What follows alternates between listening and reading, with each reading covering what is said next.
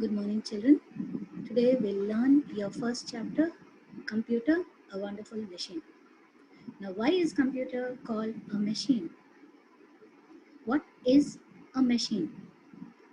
Let me take you to a screen where I can teach you much better.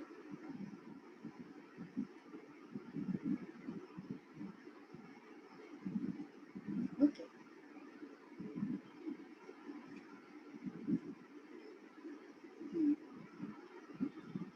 so this is your first chapter, Computer, a Wonderful Machine. What is a machine? A machine is something, a thing that is made by a man. What is a machine? A machine is a device or a thing that is made by a man. And why do we need a machine? Because machine makes work very easy. Machine makes our work very easy. Now, what are the different types of machines that you know? You know sewing machine to stitch clothes, you know washing machine to wash clothes. So there are many types of machines. Now let me show you the next slide to explain you the machines. Now you can see this is a man lifting a stone. It's very difficult to lift a stone. To make work easy, he is using a crane to lift the stone. So crane is a machine made by a man. In the second picture, you see people stitching clothes, right? But work is done easy by a machine, and this is a sewing machine. This lady is stitching the clothes using a sewing machine. So machines make work easy. Let's see some more examples. Here, this lady is washing her clothes with her hands. So if you want your mom to really, you know, have a beautiful future and very easy life for her, it's better that she uses a washing machine. She just has to put the clothes in, use the timer, and the clothes are washed. So washing machine, it's a machine that makes work easy. Now you see, if you put fruits outside, vegetables or fruits or anything that you put outside, they get spoiled. They get spoiled because they are not put in a cool place. So another machine is the refrigerator. See, in the refrigerator you got fruits, you got vegetables, you have cool drinks, you have cheese, milk. So it allows the things, the eatables, to stay for a longer period. So refrigerator is another machine. Now, can you tell me now what are the machines that we learned? The first thing that we learned was the crane. Then we learned the washing machine. Then we learned, let me go back and I'll show you. See, we learned sewing machine. So how the machines are useful. Now let's learn what are the types of machine. Actually machines are of two types. Let's see.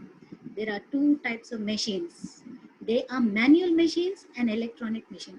What do you mean by manual machines? Just now what I told you.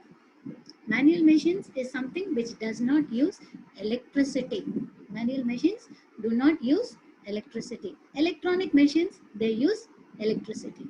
So let's see some manual machines which don't use electricity.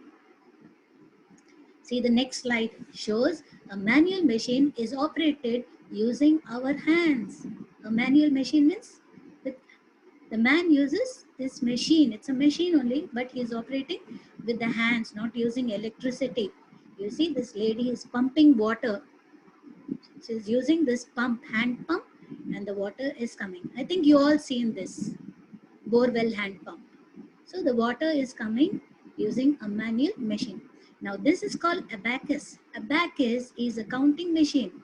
It is a wooden frame with wires like this and beads. This is used for counting, for doing your additions, subtractions.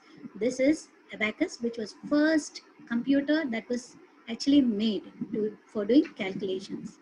Then you have the stapler. All of you know what is a stapler. You staple your papers so that if you have 2-3 papers, to make them stay together, you use a stapler. So the stapler is a manual machine. Then comes the motor pedestal. The motor pedestal, just 1 minute, children.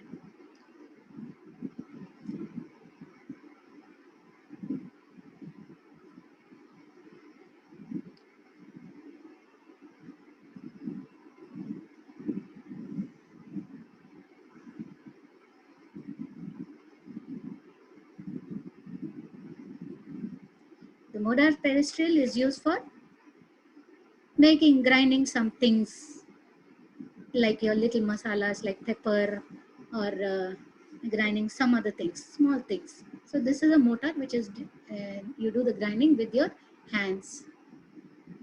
Okay, 1 minute. Okay. So those were the manual things. These are the manual things that you were using. After manual, we have what is the next time? Electrical things, right? The electrical thing, or what you say? Electronic machines. Manual machines, electronic. Let's see the next slide.